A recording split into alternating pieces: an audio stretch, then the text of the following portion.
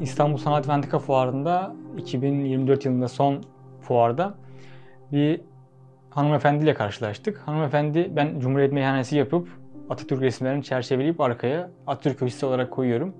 Bir hanımefendi geldi, bayağı bir duygusal bir şekilde geldi. O Atatürk fotoğraflarını kendi dedesi çekmiş hanımefendinin. Böyle bir karşılaşma yaşadık hanımefendiyle. Böyle bir duygusal karşılaşmalar oluyor tabii. Farklı farklı insanlar gelip birkaç kişi artık sarıldı, Cumhuriyetimizi devam ettirdiğin için, Atatürk'ümüzü yaşattığın için çok teşekkür ederiz vesaire diye sarılmalar oluyor tabii. Farklı farklı duygular yaşanıyor o sergi sürecinde. Aslında diorama sürecim benim sadece sanatsal olarak kalmadı. Akademik, bilimsel olarak da diorama sürecini ilerletiyorum. Aynı zamanda şu an Yıldız Teknik Üniversitesi'nde doktora yapıyorum sanat tasarım üzerine ben. Doktora tezim de diorama üzerine. Tabi bu tez süreci devam ederken diorama üzerine farklı farklı çalışmalarda da bulundum. Dioramalarla ilgili kitap bölümleri yazdım. Şu ana kadar 3 tane kitap bölümü yazdım. En son yayınlanan kitap bölümümüz mesela dioramalarda ruh hali ve mekan ilişkisiydi. Bu konuda dioramalar üzerine bilimsel çalışmalar da yapıyorum aynı zamanda.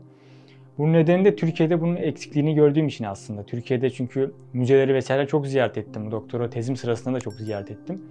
Diorama kullanımı gerçekten oldukça az. Bu diorama kullanımını nasıl insanlara duyurabiliriz, nasıl ortaya daha çok çıkar, nasıl insanlar daha çok ilgi duyabilir diye bu konular üzerinde artık çalışmaya başladım. Dediğim gibi 3 adet kitap bölümü yazdım bununla ilgili. Şu an bir makale çalışması var, yine dioramalarla ilgili bir makale yazıyorum. Aynı zamanda kongrede bildiri de sundum bununla ilgili, dioramalarla ilgili. Bir de üniversite kapsamında Yıldız Teknik Üniversitesi'nde yine bilimsel araştırma projeleri yapıyoruz dioramalarla ilgili.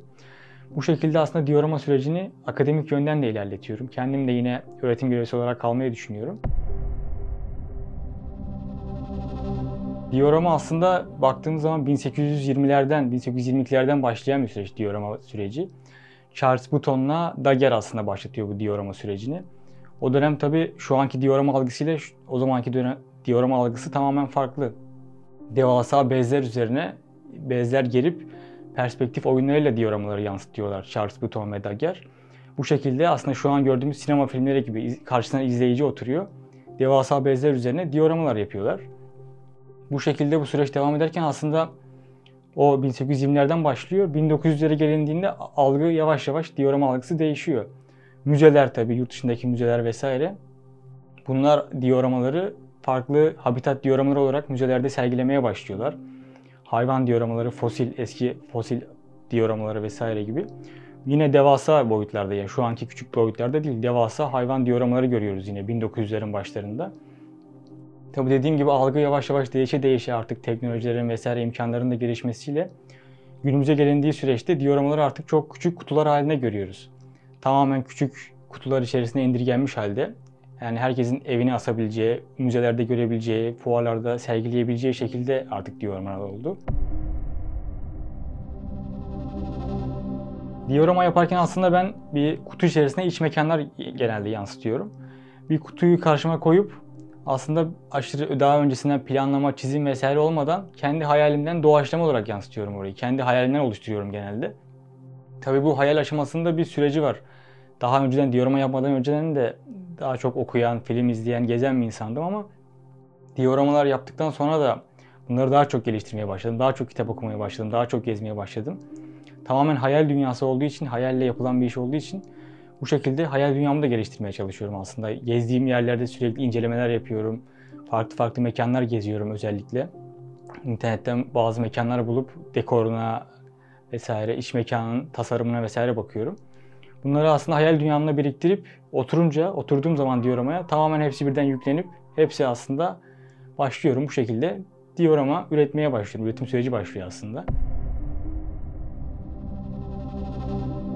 Hangi mekanı canlandıracaksam ona göre detayları vesaire arka plandan ön plana gelecek şekilde aşırı ölçüye de dikkat etmeden, bunu belirtmek istiyorum. Aşırı tek tek maketten dioramaya ayıran bence bu. Aşırı ölçeklendirmeye dikkat etmeden, çünkü aşırı tek tek milim milim yaptığınız zaman insanı sıkabiliyor. Diorama bir zevk işi, bir sanat işi aslında. Maketten ayıran kısım da bu.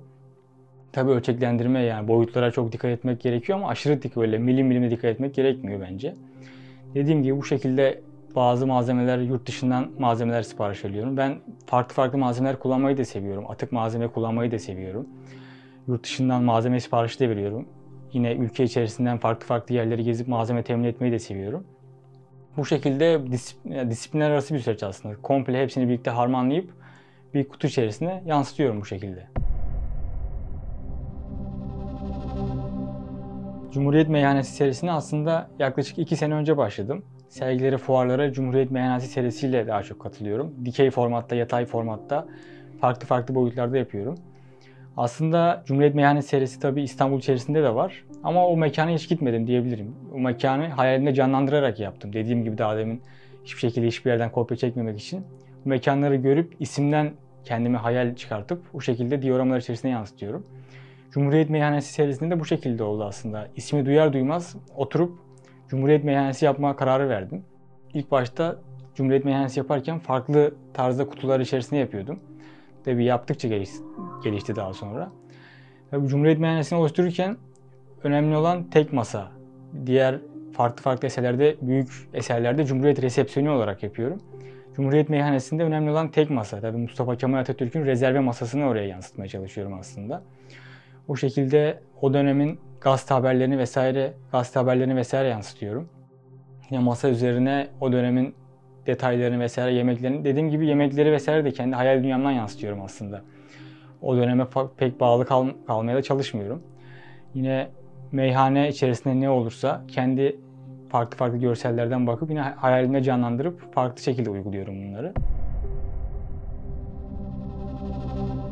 Herkes olumlu, olumsuz farklı eleştiriler sunabiliyorlar. Kendi hayatlarından kesitleri de görebiliyorlar. Olumsuz eleştiri de yapabiliyorlar. Ben kendi gelişimimi buna bağlıyorum aslında. Yaklaşık 2 yıldır ilk yaptığım eserlerle şu an yaptığım eserlerin arasındaki farkı buna bağlıyorum. İnsanların olumlu, olumsuz eleştirilerine. Mesela bir insan geliyor, bir hanımefendi, bir beyefendi geliyor. Şuraya şu olursa nasıl olur diyor. Mesela benim hayatımda şu vardı, şu masaya şu olur mu diyor. Mesela şöyle bir örnek vereyim. Cumhuriyet Meyhanesi'nde ben dediğim gibi hayalimden yansıttığım için masa, sandalye, eser, çerçeveler farklı bir mekan konsepti uyguluyordum. Daha sonra bir beyefendi geldi dedi ki Cumhuriyet Meyhanesi'nde saat olsa çok güzel olur. Gerçeğinde saat var, saat çok güzel yakışır diye. Daha sonra saat eklemeye başladım. Aslında insanların fikirlerini de önemsiyorum bu konuda. Bazıları mesela insanların fikirlerini çok önemsemez. Ben her olumlu olumsuz eleştiriyi bir konuda önemsiyorum. Her insanın fikrinden bir şeyler kapmaya çalışıyorum. Bu konudan da genç yaşımızda bu sanatçı olduğumuz için bu konuda aslında önemli bizim için olumlu olumsuz eleştiriler. Diorama aslında akademik olarak baktığımız zaman 3 boyutlu sahne canlandırmalar olarak da tabir edebiliriz dioramaları. Dediğim gibi 1820'lerde bunların tanımları farklıydı, 1900'lerde farklıydı. Günümüzde tamamen farklı. Bundan 50 yıl sonra da tabii çok farklı olacak diorama tanımları. Aslında bana göre diorama tanımı da dioramaları bir tiyatro salonlarına benzetiyorum ben aslında. Portatif tiyatrolar olarak da tanımlayabiliriz dioramaları. Bir mekan yansıtıyoruz. Bu mekanı izleyiciler gelip aslında görüp izleyebiliyorlar. Ben kendim de bu mekan içerisinde aslında kendim yazıp kendim oynuyorum, kendim yönetiyorum.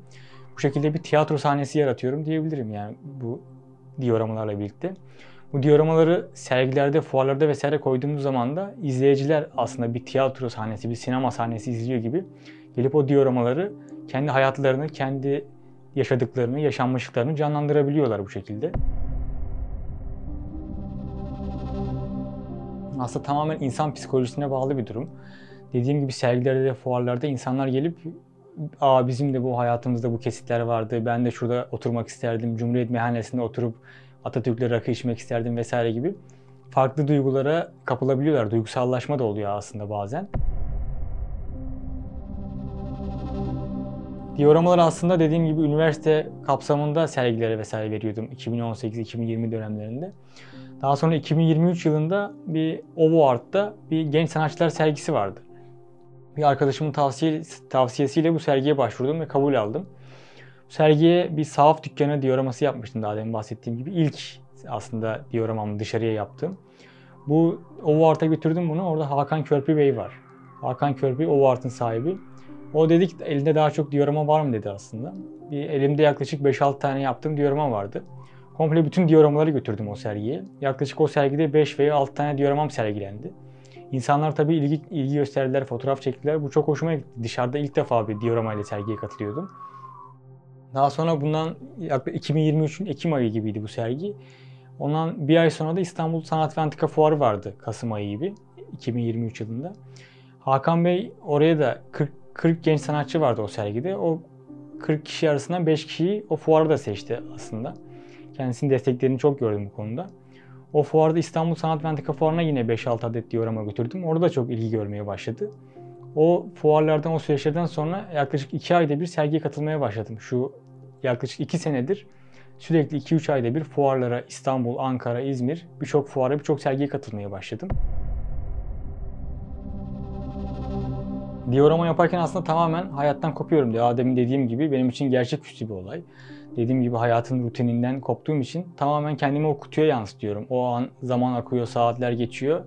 Bir gün mesela sabah başladığım oluyor, akşam başından kalktığım oluyor. Tamamen zaman kavramını da kaybediyorum aslında diorama yaparken. Bunun için bu diorama süreci dediğim gibi oturup başlıyorum. Hiç zaman kavramı olmadan, hiçbir şey düşünmeden tamamen gerçeklik dışına çıkarak o an yansıttığım şeyler ortaya çıkıyor aslında. Dediğim gibi daha önceden mesela plan yapıp çizim vesaire yapsam, dioramayı planlasam benim için sıkıcı bir süreç olabilir ama o an oturduğum anda zevk alarak yapmaya başlıyorum. Bu süreç böyle devam ediyor. Bir gün mesela bir sahneye yansıttıysam, yarısına kadar geldiysem onu bırakıyorum. Birkaç gün sonra başlayıp tekrar devam ediyorum. Bu şekilde bazen tabii sıkıldığım, sinirlendiğim anlarda oluyor. Mesela bir mekan yansıtmak istiyorum. Tam istediğim durumu oraya yansıtamıyorum. O zaman aşırı sinirleniyorum mesela. Dioramanın başından kalkıyorum. Tamamen dioramayı oraya bırakıp birkaç gün ara veriyorum. Kafamı toparlayıp daha sonra sakin bir şekilde oraya oturuyorum. Çünkü birkaç kere o sinirli şekilde denedim. Komple elimi kestiğim oldu vesaire, farklı durumlar oldu. Tamamen sakinlik durumu aslında. Sakinlik durumunu o dioramaya yansıtmanız gerekiyor bu durumda. Bunun dışında tabii bit pazarlarını gezmeye çalışıyorum. Farklı objeler, farklı malzemeler orada yakalayabiliyorum. Aslında diorama yaptıktan sonra, diorama yapmaya başladıktan sonra gördüğüm her malzeme benim için bir malzeme aslında, bir nesne. Diorama içerisine koyabilirim diye görüyorum. Sokakta mesela yolda yürürken gördüğüm bir nesne de önemli. Gezerken gördüğüm bir nesne de önemli. Hemen aklımızda canlanıyor artık yani. Şundan sandalye olur, bundan masa olur, bundan şunu kesersem şu şekilde bir malzeme ortaya çıkar vesaire diye. Tabii gezdikçe, gördükçe bu malzemeler daha çok akıllı canlanıyor. Tabii artık tanıdıklar da süreci bildiği için herkes evindeki farklı malzemeleri, atık malzemeleri arıyorlar. Bu işine yarar mı, şu işine yarar mı diye. Herkese malzeme olan getirsin diyorum yani. Farklı şeyler çıkartabilirim bu malzemeler içerisinde.